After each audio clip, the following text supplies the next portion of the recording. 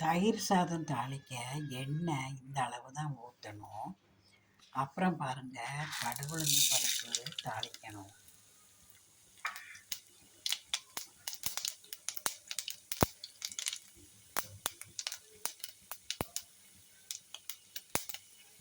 வெடிக்கும்போது மிளகாயும் போடலாம்.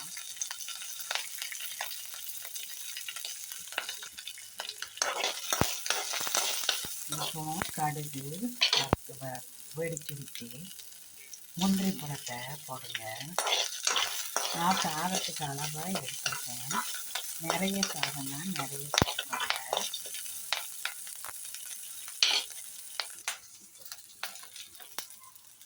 இப்போ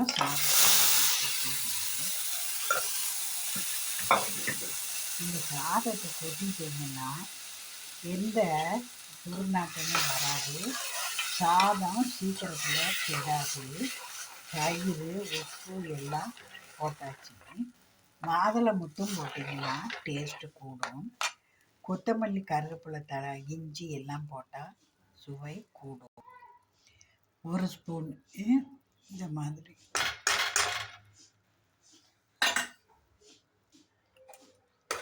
பச்சை மிளகாய் தேங்காய் அரைச்சி கலந்தீங்கன்னா ரொம்ப டேஸ்ட்டாக இருக்கும். தயிர் சாதத்துக்கு தேங்காய் பூவும் போடலாம், ரொம்ப ருசியாக இருக்கும். பாருங்கள், பெருங்காயத்தூளும் சேர்த்துனீங்கன்னா டேஸ்ட்டு கூடும். எதுவும் புளிக்காமல் இருக்கிறதுக்கு நாம் கை விடுறதை விட கரண்டியாலே கலக்குனா நல்லது. எந்த உணவுப் பொருளையும் நீங்கள் கையில் கிளறினீங்கன்னா சீக்கிரம் புளிக்காது. டேஸ்ட்டு சுவை மாறாமல் இருக்கும். ஏன்னா கை போட்டோம்னா நம்ம டெம்பரேச்சர்லேயே உணவு கெட்டு போகும். இதுபோல் தயிர் சாதம் செய்து சுவையை கூட்டுங்க.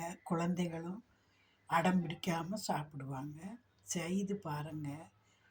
உங்கள் கமெண்ட்ஸ் அனுப்புங்க, ஷேர் பண்ணுங்கள். நன்றி, வணக்கம்.